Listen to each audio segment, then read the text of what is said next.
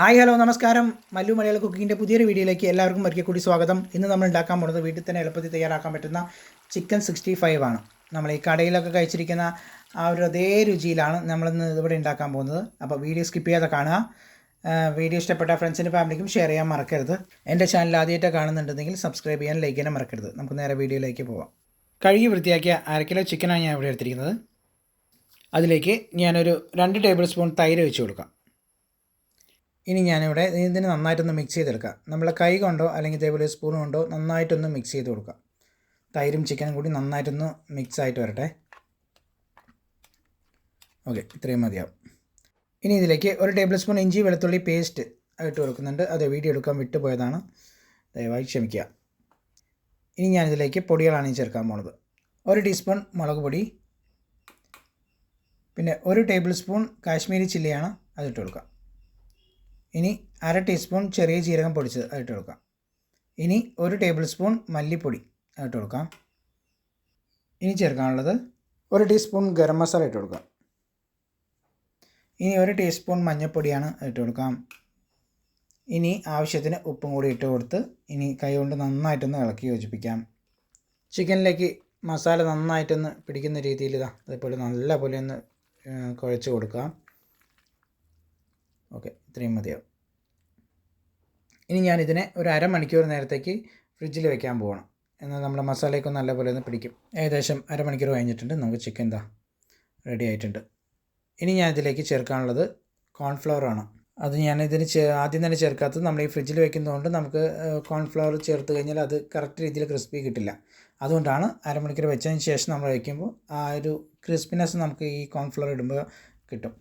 Cornflour ഇല്ല എന്ന് പറഞ്ഞു വെച്ചാൽ 2 ടേബിൾ സ്പൂൺ അരിപ്പൊടി ഇട്ടാലും മതിയാവും.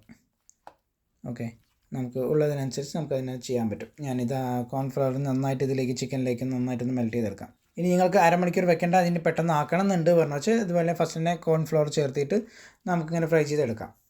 ഞാനിപ്പോൾ ഇത് സമയമുള്ളതുകൊണ്ട് സമയമെടുത്ത് ചെയ്യുന്നതുകൊണ്ടാണ് ഞാൻ അരമണിക്കൂർ ഫ്രിഡ്ജിൽ വെച്ച ശേഷം ഞാൻ ഇങ്ങനെ എടുത്തിട്ട് പിന്നീട് കോൺഫ്ലവർ ചേർക്കുന്നത്. ഇത് നല്ലപോലെ മിക്സിങ് ആയിട്ടുണ്ട്.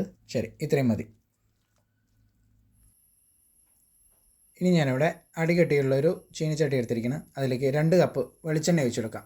ഞാനിവിടെ ചിക്കൻ 65 തയ്യാറാക്കുന്നത് വെളിച്ചെണ്ണയിലാണ്. ചൂടായ എണ്ണയിലേക്ക് നമുക്ക് ചിക്കൻ ഓരോന്നോരോന്നായിട്ട് എടുക്കാം. ഒരുമിച്ചിടാതെ ഓരോന്നോരോന്നായിട്ട് വെക്കുക. നല്ല തമ്മിൽ ഒട്ടാതെ കറക്റ്റ് പരുവത്തിന് നമുക്ക് കിട്ടുള്ളൂ. ചിക്കൻ എണ്ണയിലോട്ട് ഇട്ട ശേഷം 2 മിനിറ്റ് നേരം ഒന്ന് നന്നായിട്ടൊന്ന് മീഡിയം ടു ഹൈ ഫ്ലെയിമിൽ നന്നായിട്ടൊന്ന് വേവട്ടെ.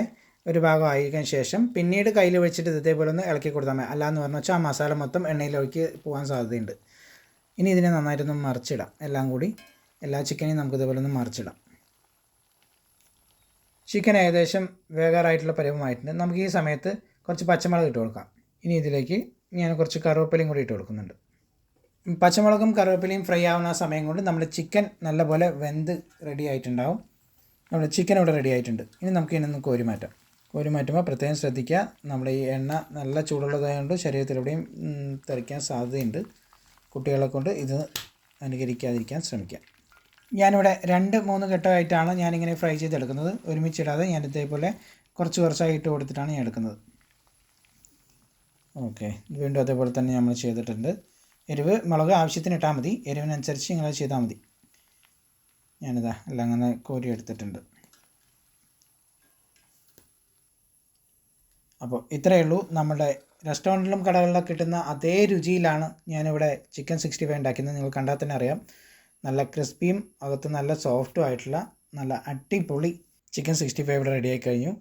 ഇതുപോലെ നിങ്ങളും വീട്ടിലൊന്ന് ഉണ്ടാക്കി നോക്കൂ, തീർച്ചയായും ഇഷ്ടമാവും. അപ്പോൾ കടകളിൽ പോയിട്ട് നമുക്ക് ഇതുപോലെ നല്ല വില കൊടുത്തിട്ട് വാങ്ങിക്കേണ്ട ആവശ്യമില്ല. ചിക്കൻ ഇതുണ്ടെങ്കിൽ ഇതുപോലെ ഒന്ന് ഉണ്ടാക്കി നോക്കി കഴിഞ്ഞാൽ വേറെ ലെവൽ രുചിയാണിത്. അപ്പോൾ നിങ്ങൾ ഇതുപോലെ ഒന്ന് ട്രൈ ചെയ്ത് അഭിപ്രായം എന്ത് തന്നെ ആയാലും കമൻറ്റ് ചെയ്യാൻ മറക്കരുത്. എൻ്റെ ചാനൽ ആദ്യമായിട്ട് കാണുന്നുണ്ടെങ്കിൽ സബ്സ്ക്രൈബ് ചെയ്യാനും ലൈക്ക് ചെയ്യാനും മറക്കരുത്. ഇനി അടുത്തൊരു ഈസി റെസിപ്പി ആയിട്ട് അടുത്ത വീഡിയോയിൽ കാണാം. താങ്ക്